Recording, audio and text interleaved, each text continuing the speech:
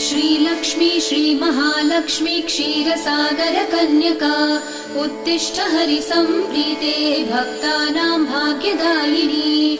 श्रीलक्ष्मी श्रीमहालक्ष्मी क्षीरसागर कन्यका उत्तिष्ठ हरिसम्प्रीते भक्तानां भाग्यदायिनी। उत्तिष्ठोत्तिष्ठ श्रीलक्ष्मी विष्णुवक्षस्थलालये उत्तिष्ठ करुणापूर्णे लोकानां शुभदायिनी। उत्तिष्ठोत्तिष्ठ श्रीलक्ष्मी विष्णुवक्षस्थलालये उत्तिष्ठ करुणापूर्णे लोकानां शुभदायिनी।